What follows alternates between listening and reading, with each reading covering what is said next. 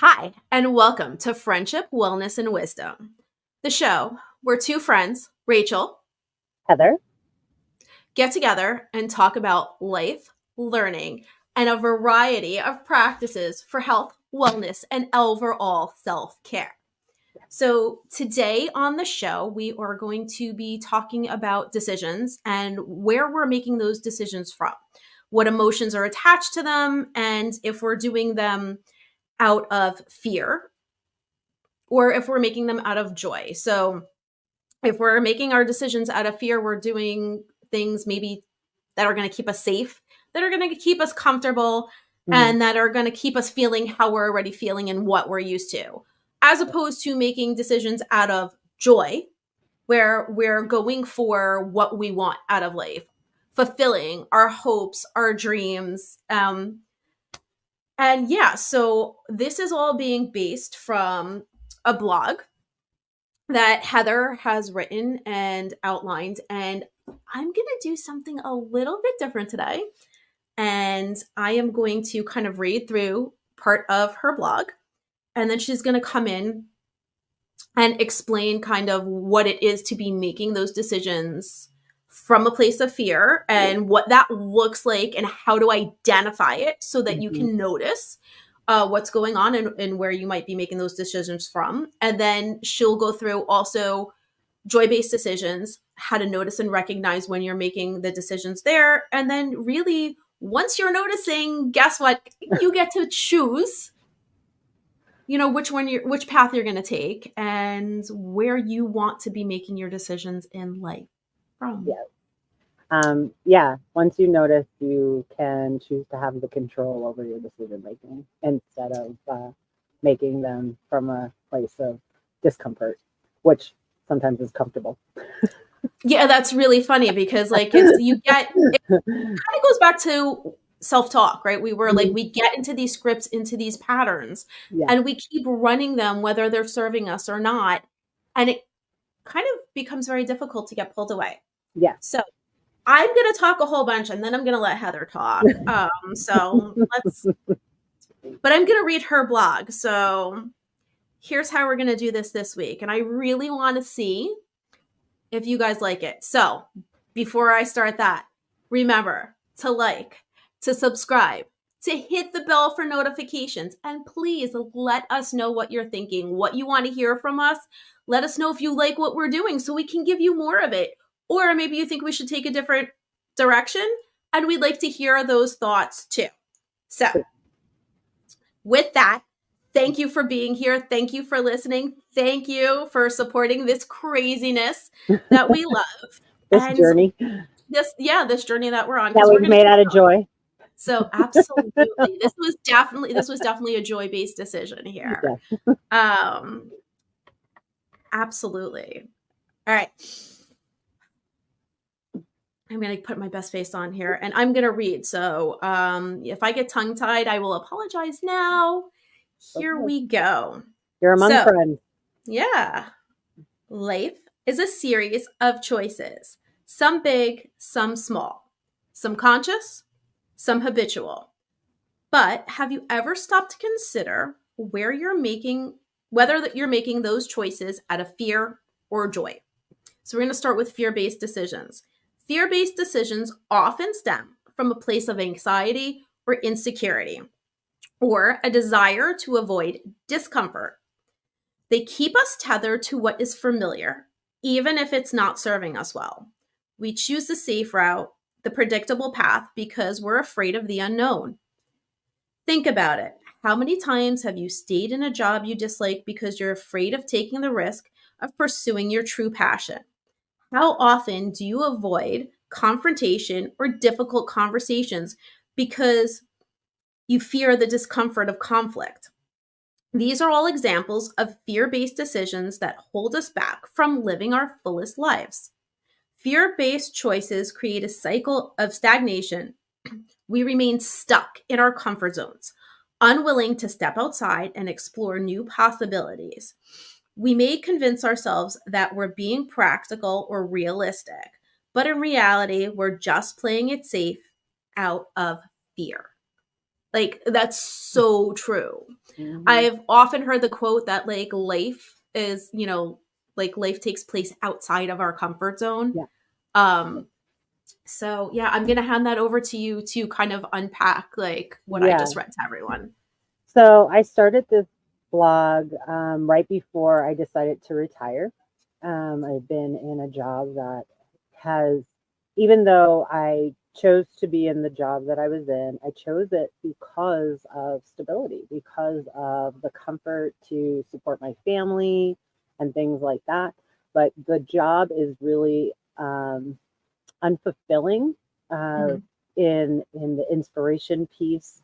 The people or the organization is was not very inspirational to me. It was at one time, and as I moved up the ladder, that changed. And anybody that has changed positions and sees a little bit behind the curtain sometimes can change the emotion towards the organization that they're in, right? Absolutely. I had a similar situation, Yeah. but keep going and Yeah, and so, anyway, so after 20, 28 some odd years, 20 whatever some odd years, I decided that I made a conscious decision that I was going to retire, and financially, it was not a good decision. Um, and the reality for me was it was overwhelming and scary, but I had to really sit down and search my heart. And I had to think, I just spent 20 some odd years in a place that wasn't feeding my muse. And so, and it's not that it's a bad place, it's just the thing that we have to understand is that we change as human beings. So that makes absolutely. Of our the way we look at things, our perspective change. And course. in that change, we find different things that we desire, right? And we find different things that spark that flame in us. And so when we stay in the fear based is the sacral chakra, the root chakra, right? We want the security, we want to be stable, we want to be able to pay our bills. Who doesn't? You want to be able to pay the bills, right? And then you also want to be comfortable, but there is a discomfort sometimes in that comfortability, right? And so I think some people need to step back to see it. Some people need to step forward to see it. Some people need to like do some self reflection, whatever that's like. So I think majority of us, and I think we can all relate to this, that we make fear based decisions. What if I can't pay the bills? What if what if this person doesn't like what I'm going to say and now they're no longer my friend? What if, all the what ifs. It goes back to our self-talk episode Hmm. where we kind of create all this information of the not knowing, and then we build the anxiety and the stress and everything like that. And then that makes us either make a decision to do something, or it makes us not make a decision to do something. Yeah, which is also a choice, right? Like choosing Right. not to do anything is It's actually still your a choice. choice. Yeah. And Absolutely. so, feeling that, and when you talk about holding your belly and feeling it in your belly, that's touching your sacral chakra, and that's your compass, right? Mhm. That's your part of your body that's going to be like, oh my God, this is giving me butterflies, and it's Right. making me feel so good. Or it's like, oh my God, I have a pit in my stomach, and I think I'm going to vomit. Absolutely. That is like the worst feeling. I want to kind of go back to that because we discussed this, but I don't know if we discussed it like while we were recording or if it was a separate discussion because we do that so much. Yeah. So, one of the ways that I like to make important decisions is to really listen to my body. Like Hmm. cuz your body knows Yeah. what you really want. And a, a few times when it's a bigger decision and I really can't figure out what the best thing is, like it could really go either way. Hmm. Um I will put my hands on my stomach, I will close my eyes, and I will think of what my options are. And sometimes I'll have 2 options, sometimes I may have 5 options. And I'll close my eyes and I'll think of each option and I see how I feel or how I physically react to each Mm, option. yeah. Because there are times where I think, well, I could do this. And all of a sudden, I can feel the smile come to my face. Yeah. Like, have you ever done that? You literally think about something that you want, Yes. and you're just smiling, like, and it came out of nowhere. And then This there's another time podcast. where you think about, right, where you think about what you should be doing or what, like, you were Hmm. told you're supposed to do. And all Yeah. of a sudden, your stomach just Yeah. knots. And then, there are other times where you just kind of feel nothing. And you're Right. like, okay, well, I mean, maybe that's safe. Maybe, um, so your body will absolutely react one way or the other. And that's a really good way to kind of know how you feel. Whether Right. you're going to make that decision or not, like that's up to you. But your body will tell you exactly how you feel and what you really Yeah. want Yes. and what you want to do and what you want to pursue. So I'm putting this out there. Like next time you have a decision, try with a small one first. Stop, close your eyes and see how you feel about it. Well, ice cream, right? Should I get ice cream? Should I not get ice cream? Close your eyes, put your hands like right over your belly, and think about yourself eating ice cream. And if, say, you have a stomach ache, so if you have a stomach ache, you might get a feeling that maybe is not so great. Mhm. But maybe like all of a sudden you're smiling and you're eating ice cream. So you're like, okay, well, one way or the other, I'm going to be happy eating the ice cream. So I'm going to go get it. Yeah. You might not feel the same about afterwards, but just I felt like that was kind of Hmm. That was a safe simple. That was example, right? simple. We're not going out and flying jet planes or like Right. jumping off Yeah.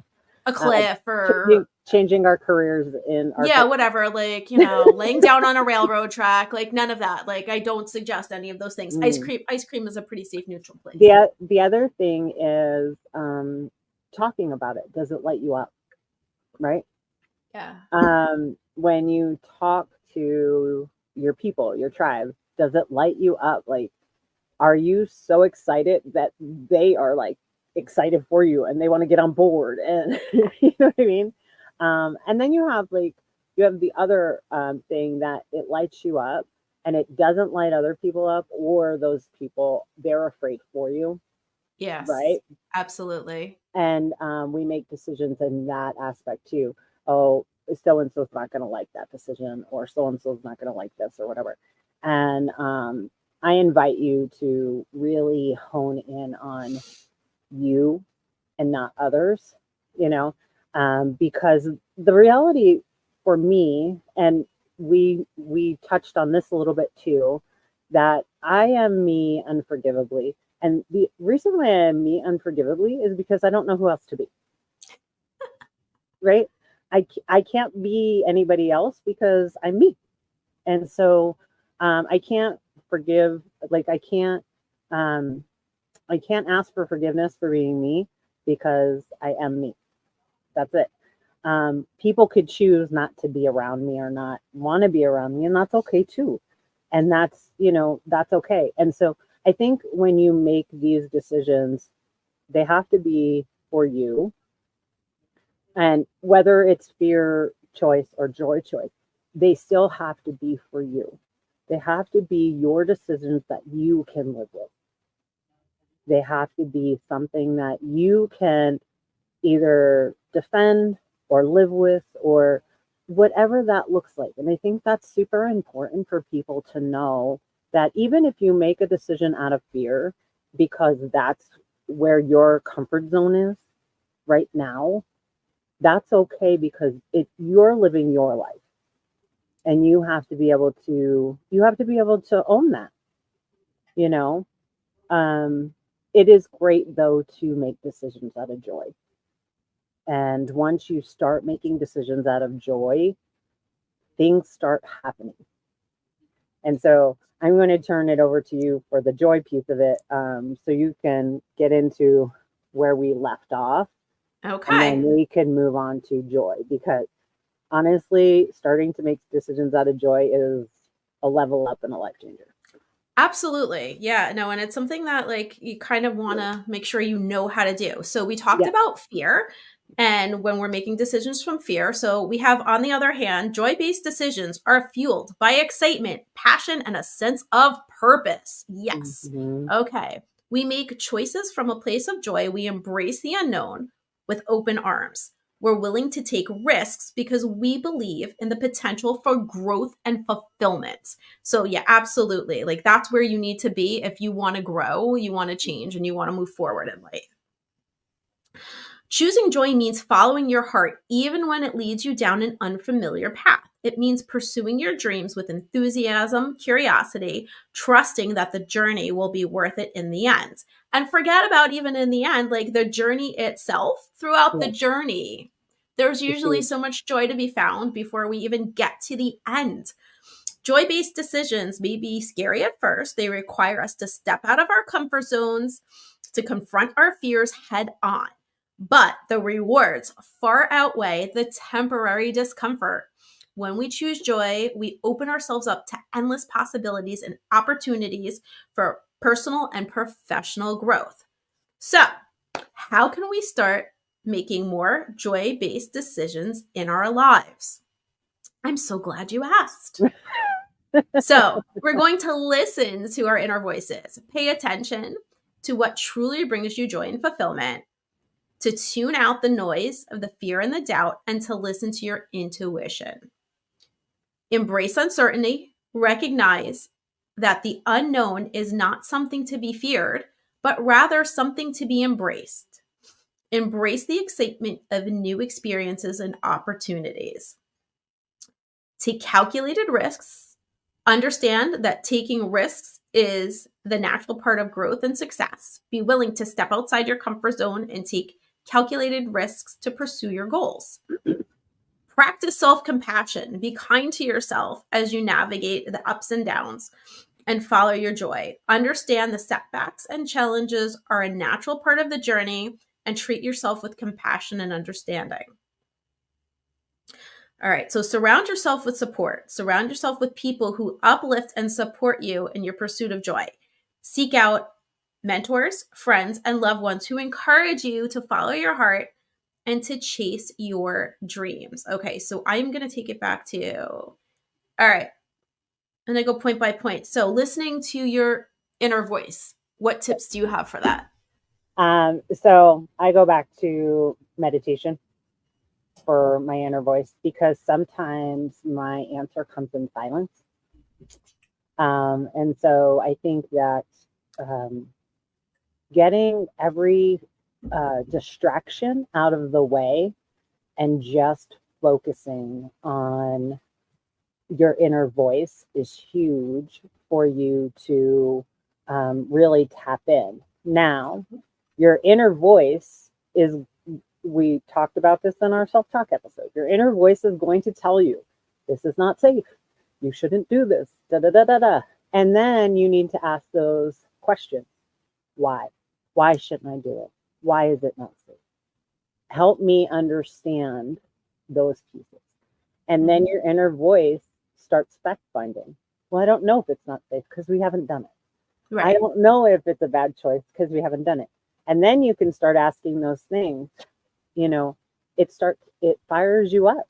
It fires you up. Absolutely. You feel it. It's kind of like seeing, think about when you first met somebody that you like were totally crushing on and you get the butterflies in your stomach and you're nervous and you're da da da da da and you're just like, and it just gets you fired up. Like you talk about them all the time and you are just like in this euphoria, right?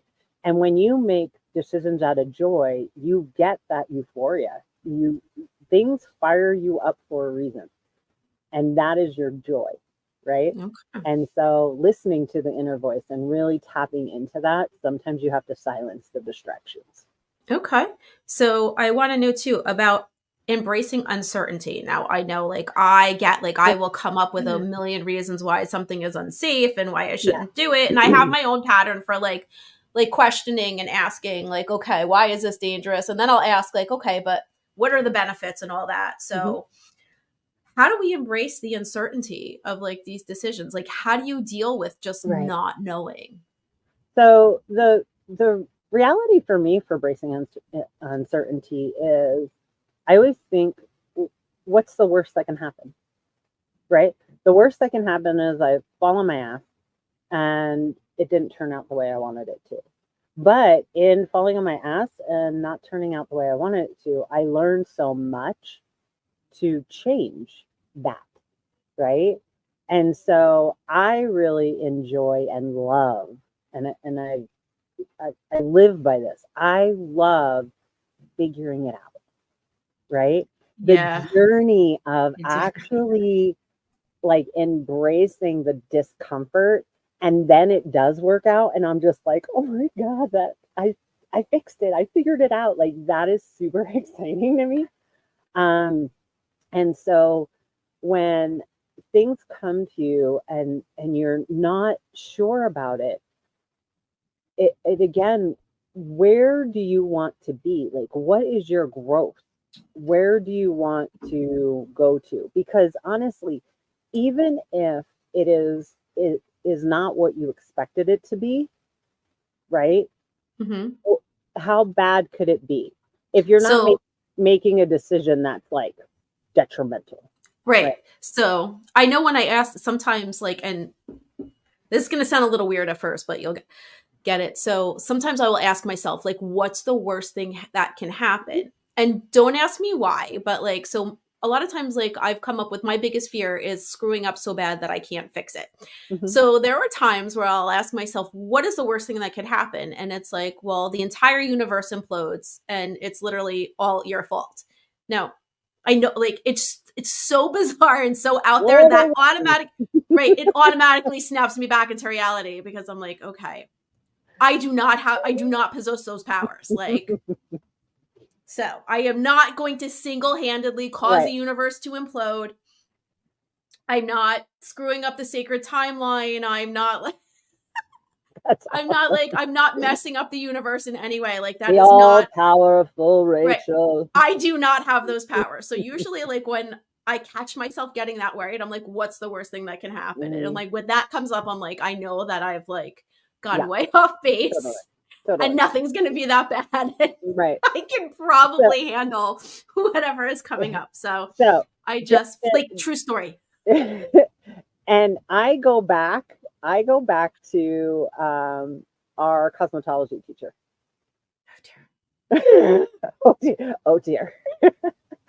And our cosmetology teacher had a great philosophy, and I don't know if patrons would appreciate this philosophy, but she had a great philosophy to get us over our fears of doing dyes and colors and cuts and things like that, because when you first start out in cosmetology, you don't want to cut off too much because you're afraid that the patron's going to freak out and everything like that. And she used to tell us, and I don't know if you remember this, she used to tell us all the time, there are no bad haircuts, only new hairstyles. So like yeah, okay. And not to say that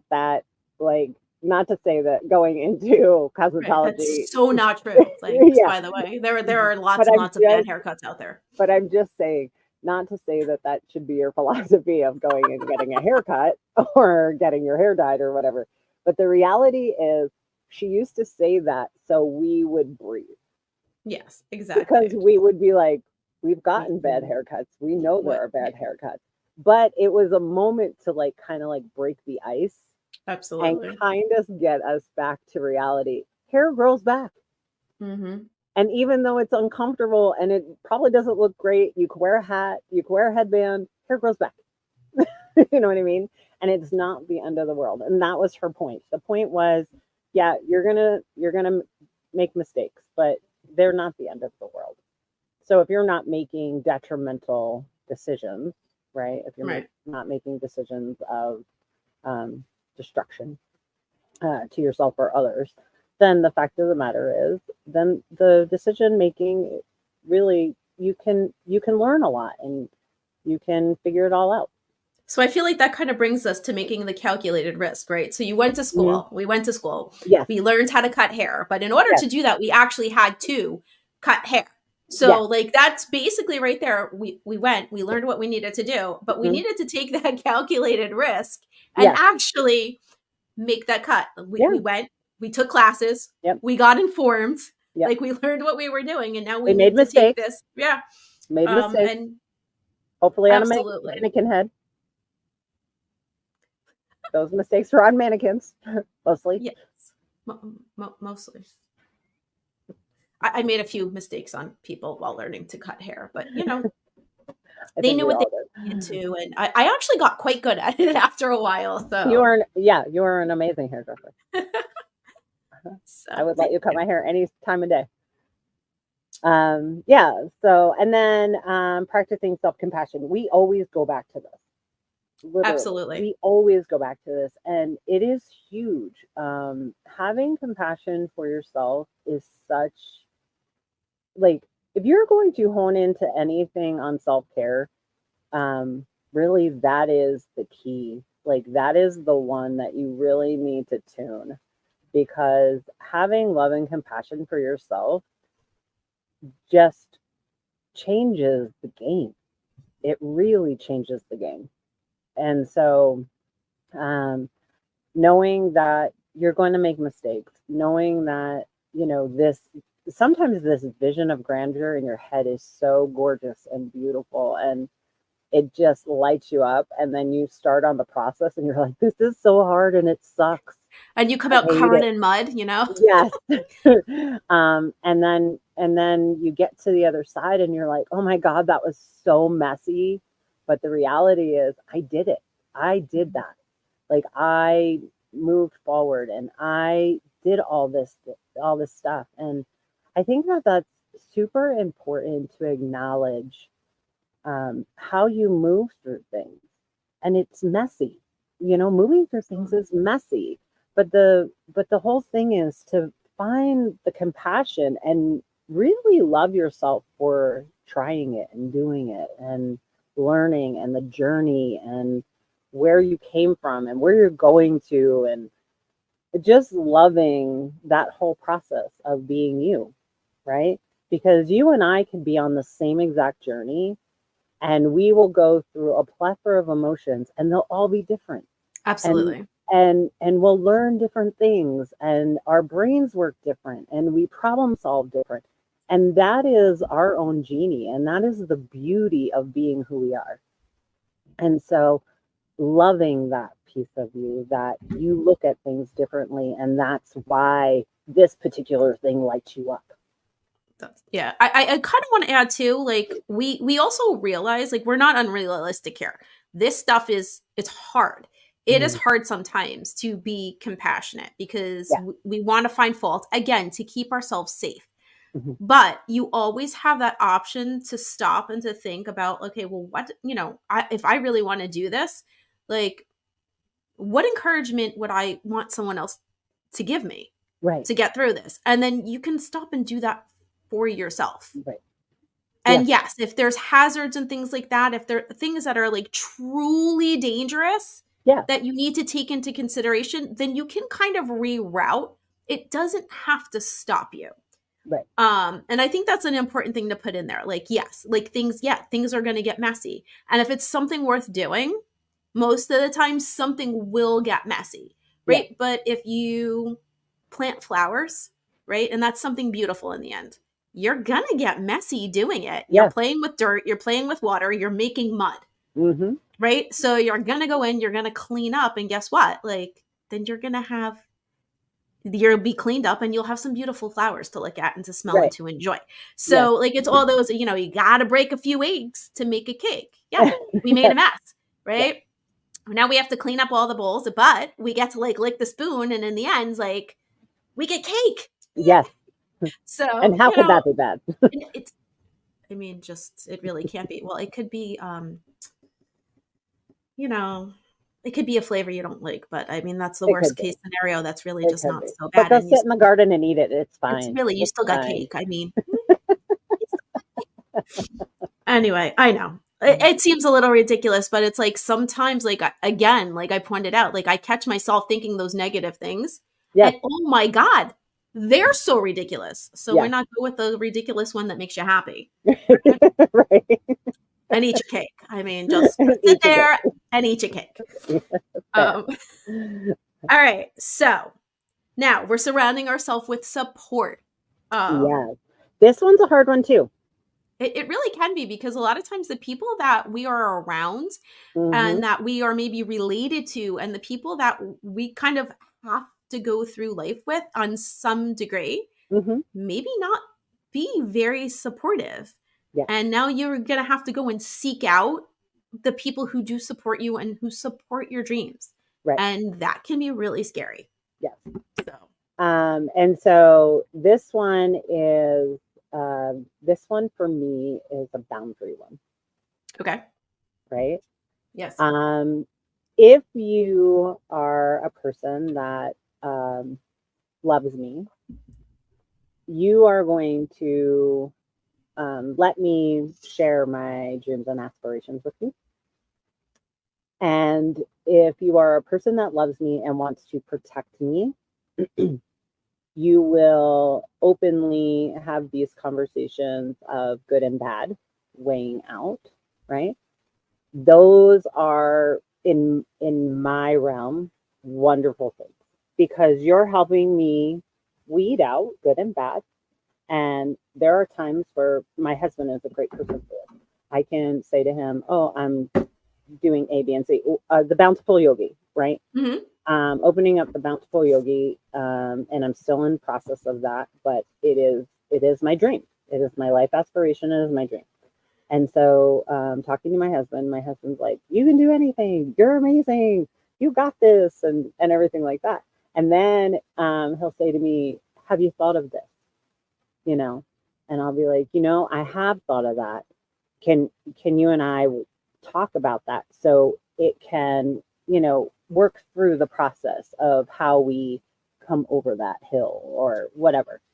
And so people that supportive people won't necessarily, you know, think that you're the bee's knees and you're invincible, No, right?